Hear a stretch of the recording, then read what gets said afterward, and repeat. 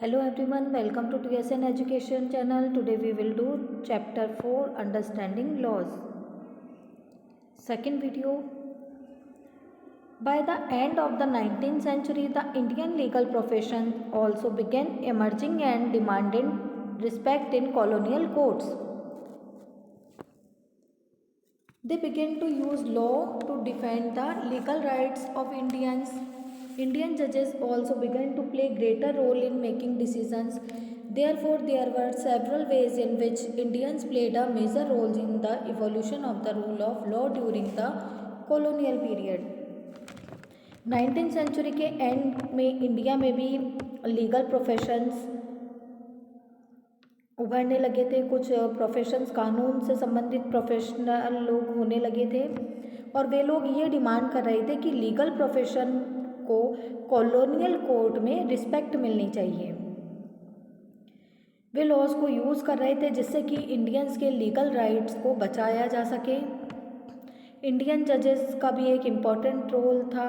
Indian जज भी एक इम्पॉर्टेंट रोल प्ले कर रहे थे डिसीजंस को लेने में। इसके अलावा बहुत सारे ऐसे वेज भी थे जिसमें कि इंडियंस ने एक इम्पॉर्टेंट रोल प्ले किया, जैसे कि rule of law colonial period में आई।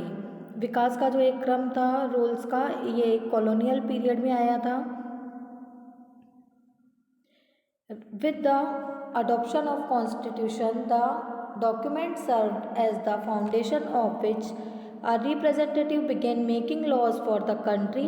Every year a representative passed several new laws as well as amend existing ones. In your class 6th book you read about the Hindu Succession Amendment Act 2005. According to this new law, sons, daughters and their mothers can get an equal share of family property. Similarly, new laws have been enacted to control pollution and provide employment. How do people came to think and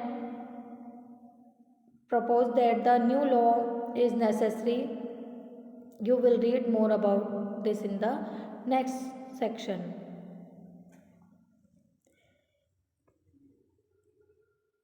जब से constitution बना, जब से संविधान बना, उसके बाद यह जो डॉक्यूमेंट थे फाउंडेशन की तरह वर्क कर रहे थे, जिससे इस कंट्री में लॉज बनना स्टार्ट हो गए थे। हमारे जो रिप्रेजेंटेटिव थे इसी बेस पर उन्होंने लॉ बनाना स्टार्ट किया था। एवरी ईयर हमारे रिप्रेजेंटेटिव न्यू लॉ बनाते थे और जो ओल्ड लॉ हैं उन्हें रिवाइज किया जाता था, उनमें कुछ संशोधन किया जाता था, कुछ चेंज किया जाता था। क्लास 6 के बुक में हिंदू सक्सेशन अमेंडमेंट एक्ट 2005 के हिंदू उत्तराधिकार संशोधन के बारे में आपने पढ़ा था। इस न्यू लॉ के अकॉर्डिंग सन, डॉटर व मदर को, एक बेटे, पुत्री और उसकी मदर को फैमिली की प्रॉपर्टी में इक्वल शेयर मिलता है। इसी तरह और भी न्यू लॉ जो कि पॉपुलेशन को कंट्रोल करने के लिए, एम्प्लॉयमेंट प्रोवाइड कराने के हैं, जिसमें प्रदूषण पर नियंत्रण करने और रोजगार देने के नियम या कानून बनाए गए हैं। लोगों ने किस तरह से ये सोचा कि उन्हें न्यू लॉ की नेसेसरी है, इस बारे में हम नेक्स्ट सेक्शन में पढ़ेंगे। How do new laws come out? The parliament has an important role in making laws. There are many ways through which this takes place, and it is often different groups in society that raise the needed of a particular law. An important role of parliament is to be sensitive to the problems faced by people. Let us read the following story to understand how issue of domestic violence was brought to the attention of parliament and the process adopted for this issue to become law. जो new laws थे किस तरह से आए थे, कैसे new laws बनाए जाते थे, लॉ बनाने में पार्लियामेंट का इम्पोर्टेंट रोल है। कई ऐसे वेज हैं जिनसे लॉ बनाए जाते हैं। अक्सर सोसाइटी के डिफरेंट ग्रुप्स जो कि पर्टिकुलर लॉ के लिए डिमांड करते हैं, इस बेस पर लॉ बनाए जाते हैं। सबसे इम्पॉर्टेंट रोल पार्लियामेंट का है। उसे सेंसिटिव, संवेदनशील होना चाहिए और जो कि लोग जो कि प्रॉब्लम को फेस कर रहे हैं उसे लेकर, लोगों को जो प्रॉब्लम है उसे पार्लियामेंट को सेंसिटिव होकर प्रॉब्लम्स को सुनना चाहिए और फिर लॉ बनाने चाहिए। उसे लेकर एक स्टोरी से इसे हम समझते हैं। डोमेस्टिक वायलेंस, एक घरेलू हिंसा को कैसे पार्लियामेंट तक लाया गया और इस इशू के लिए किस तरह से लॉ बनाया गया। Domestic violence generally refers to the injury or harm or threat of injury or harm caused by an adult male. Domestic violence, घरेलू हिंसा, एक परिवार का कोई भी जो मैन है अगर किसी वुमेन के साथ अगर कोई मारा पीट करता है या उसे कोई चोट पहुंचाता है, उसे कोई injury may be cause physically beating up the women और इमोशनली अब्यूजिंग हर, अगर उसे फिजिकली बीट किया जाता है, इमोशनली उसे अब्यूज़ किया जाता है, कुछ गलत कहा जाता है। Abuse of the women can also include verbal, वो अब्यूजमेंट वर्बल भी हो सकता है। इसके अलावा अगर उसे सेक्सुअल इकोनॉमिक अगर अब्यूज़ भी किया जाता है, इसे डोमेस्टिक वायलेंस कहा जाता है। The protection of women from domestic violence act 2005, women के हो रहे जो डोमेस्टिक वायलेंस के अगेंस्ट एक उनको प्रोटेक्ट करने के लिए जो एक्ट बनाया गया है 2005 में, understanding of the term domestic to include all women who live or have lived together, वे सभी डोमेस्टिक में आ जाती हैं जो कि रह रही हैं या साथ में रह रही हैं, शेयर्ड हाउस होल्ड, वो अपने मकान को भी शेयर करती हैं with the male member who is perpetrating the violence, जो कि उनके साथ वायलेंस कर रहे हैं, जो उनके साथ हिंसा कर रहे हैं, उनके साथ एक ही हाउस को शेयर कर रही हैं। The protection of women from domestic violence act 2005 passed, एक डोमेस्टिक वायलेंस के लिए एक्ट 2005 में उनकी प्रोटेक्शन, वुमेन की प्रोटेक्शन के लिए पास किया गया था। Shazia, did you read today newspaper? Is a great day of for women, कि शाजिया आज का न्यूज़पेपर रीड किया था कि ये एक बहुत बड़ा दिन है वुमेन के लिए। Not just women, violence free homes will benefit everyone, केवल वुमेन ही नहीं, वायलेंस फ्री जो होम है वो हर किसी के लिए फ़ायदेमंद है, बेनिफिट है उसका। Kusum, it is taken such a long time to get this law passed, इस लॉ को पास किए जाने में काफ़ी समय लग गया। In fact it began with establishing the need for a new law, कि ये तब किया गया, इस लॉ को तब बनाया गया जब ये इसकी बहुत ही ज़्यादा नीड थी।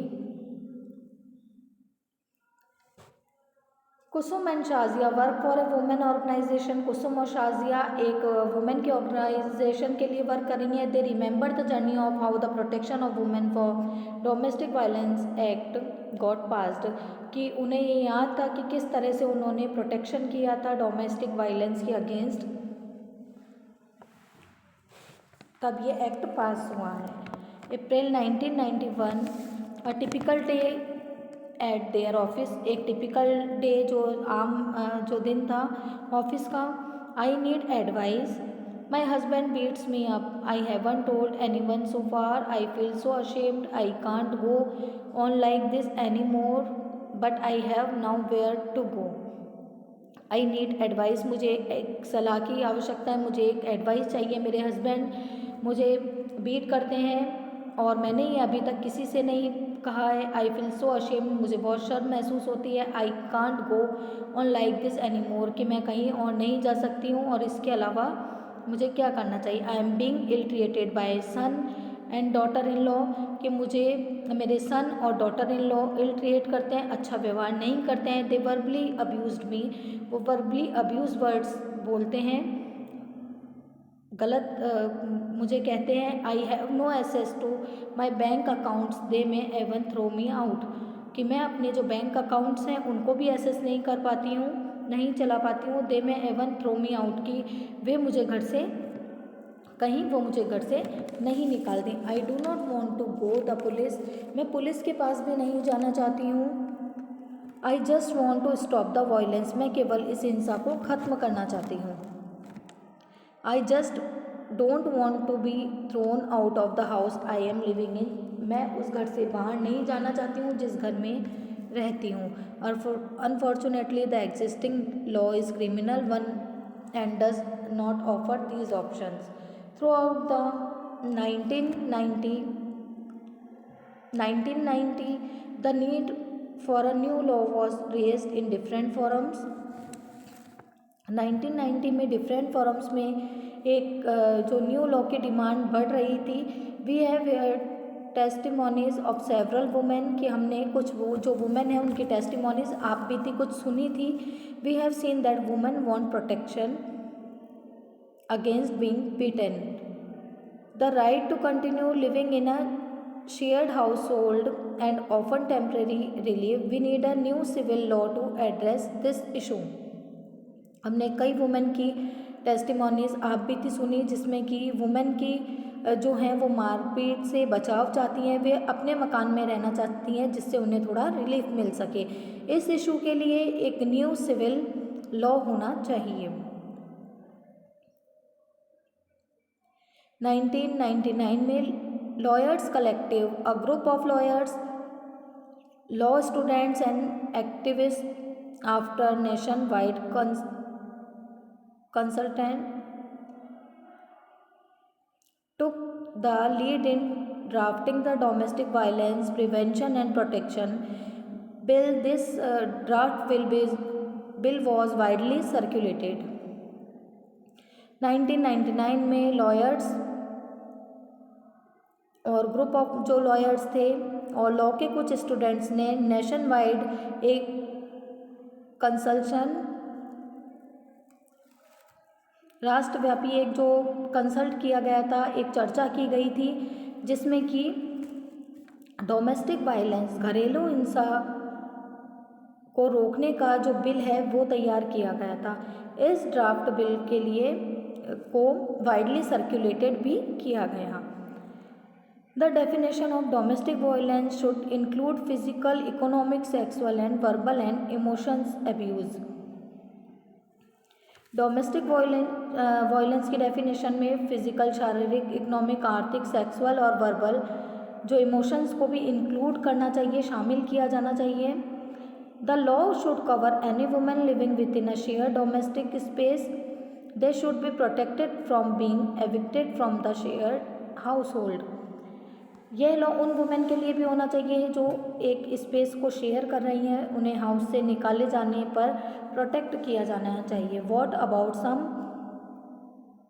मॉनेटरी रिलीफ की, और उसके अलावा जो आर्थिक मदद के बारे में क्या होना चाहिए।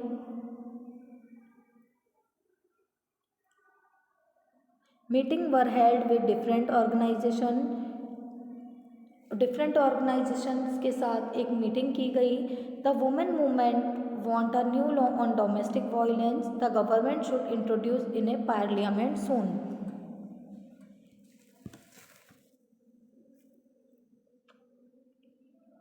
The women's movement want a new law, जो वुमेन्स का जो मूवमेंट था वो ये चाहती थी कि डोमेस्टिक वायलेंस पर न्यू लॉ बनाना वे लोग चाहते थे।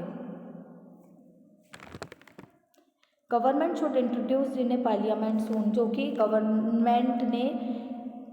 गवर्नमेंट को पार्लियामेंट में जल्दी ही बनाना चाहिए। Finally the bill was introduce in parliament 2002। जल्द ही ये जो बिल था फाइनली 2002 में बिल पार्लियामेंट में इंट्रोड्यूस कर दिया गया। This bill has none of what we have been suggesting. इस बिल में ऐसा कोई भी सजेशन नहीं था जो दिया गया था। We must oppose the bill in its present form, कि ये जो बिल इस फॉर्म में आया है हमें इसका विरोध करना चाहिए।